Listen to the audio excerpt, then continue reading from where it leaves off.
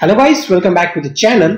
जावा video series के इन lectures को कंटिन्यू करते हुए जो टॉपिक आज हम कवर करने वाले हैं वो होगा AWT इन जावा।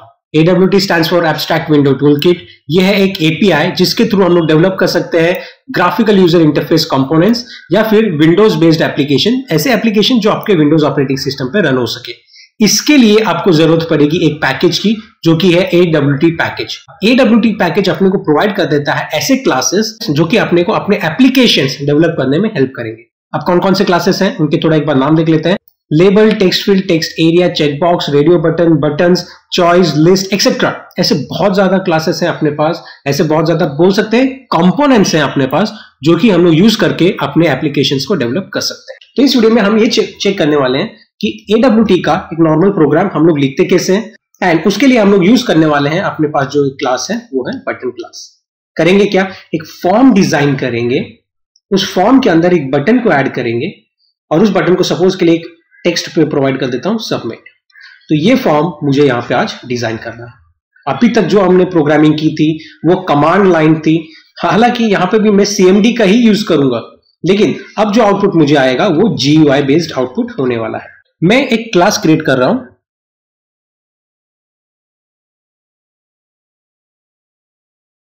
इसके अंदर क्रिएट कर लेते हैं main method.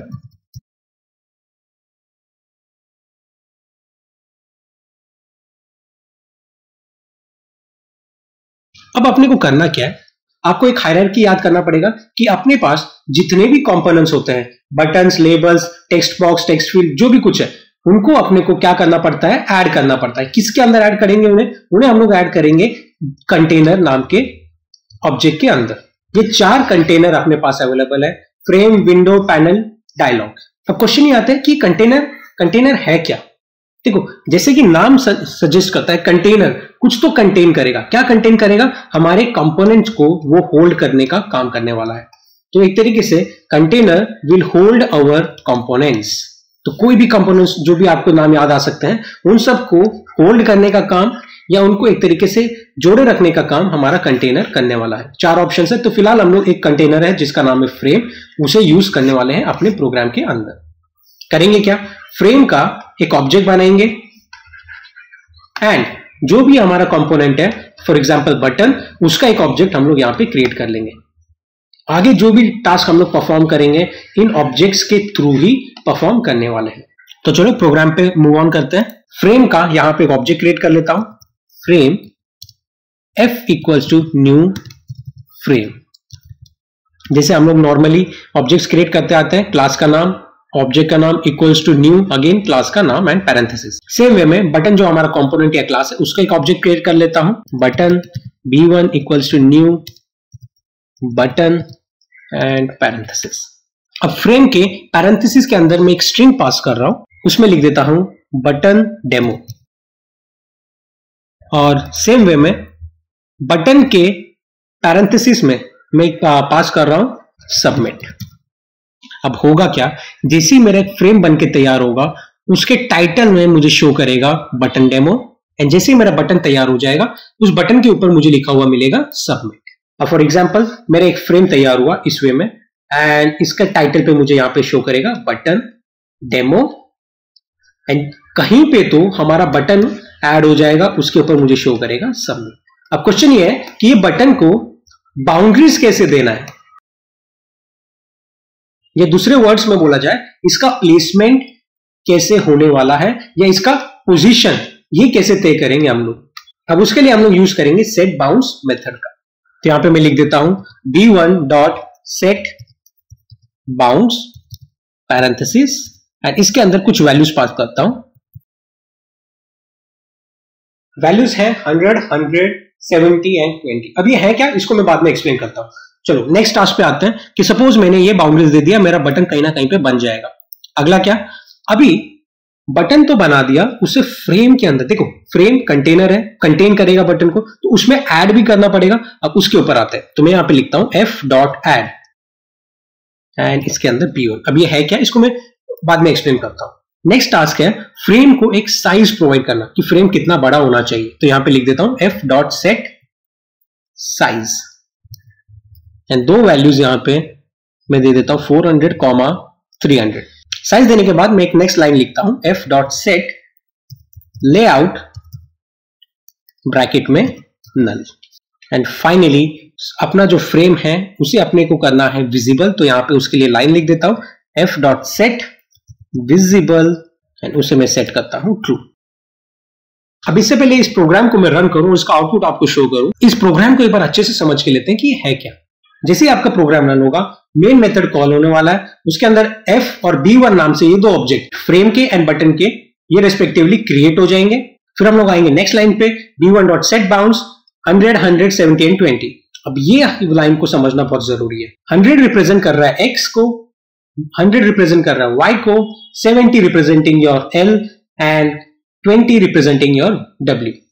x axis, y axis, length and width. तो इसे ऐसे समझो कि जब आपका एक फ्रेम बन के रेडी हो जाएगा, उसमें 100 pixels from x axis, 100 pixels from y axis, ये दोनों वहां से अपने आप कवर हो जाएंगे। मींस उतना प्लेस या उतना पिक्सल्स वहां से छूट जाएगा, एंड यहां से आपका बटन बनना अब स्टार्ट होगा।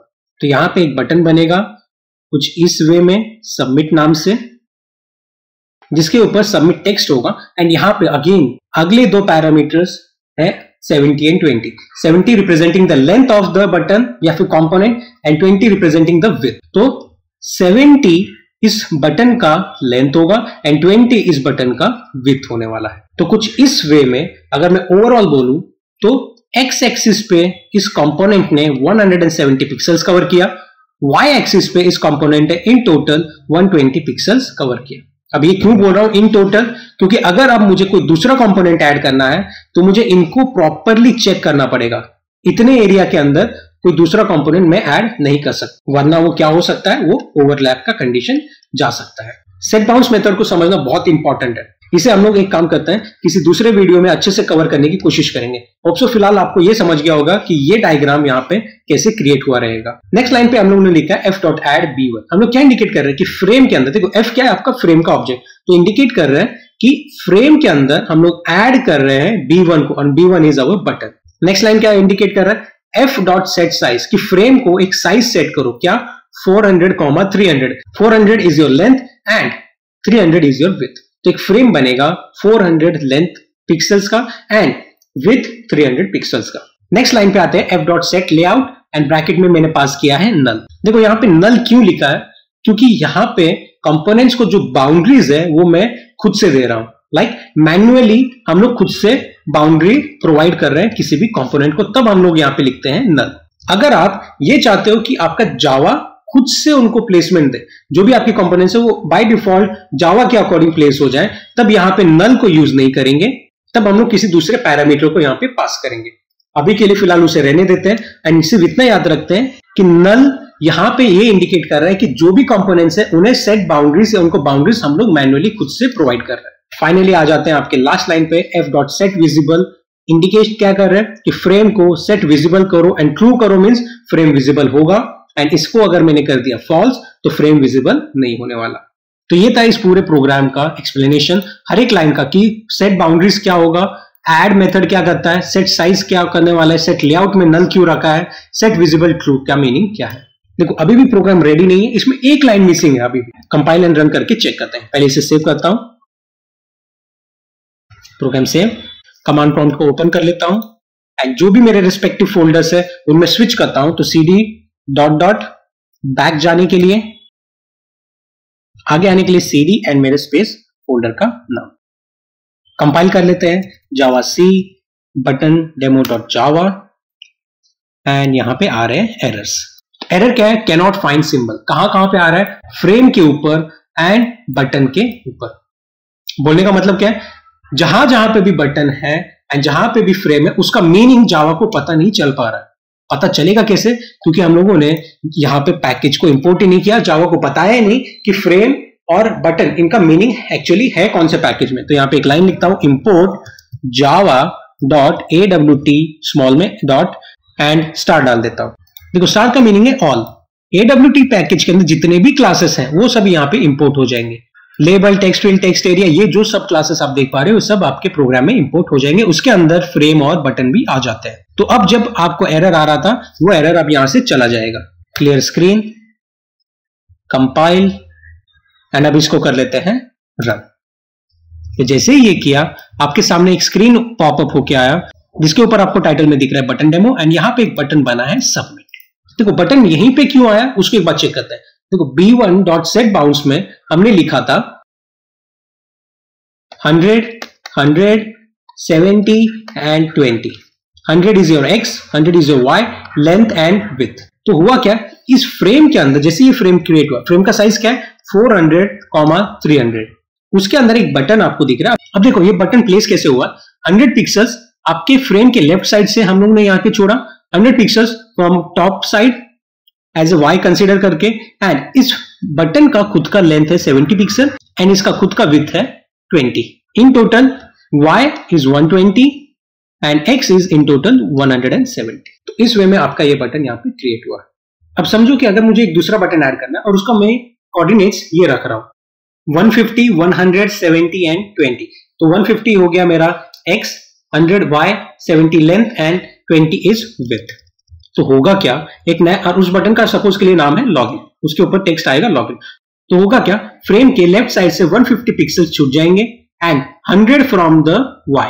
तो यहां से आपका एक बटन बनना स्टार्ट होगा, उसके ऊपर टेक्स्ट आएगा लॉगिन। बेसिकली आपका सबमिट एंड लॉगिन ये दोनों हो जाएंगे ओवरलैप, एक दूसरे के ऊपर आ जाएंगे। क्यों, क्योंकि दोनों का y तो सेम है, x 170 के रेंज में आ गया। 170 कैसे, आपका प्रीवियस बटन 100 उसका x था एंड 70 उसका खुद का लेंथ था।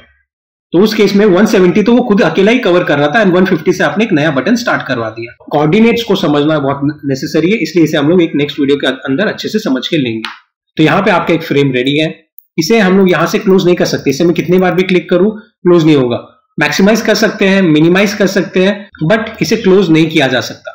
अब क्लोज करने के लिए मैं क्या करूंगा, कमांड प्रॉम्प्ट पे वापस आऊंगा एंड Ctrl+C प्रेस कर दूंगा, तो मेरा फ्रेम क्लोज हो जाएगा।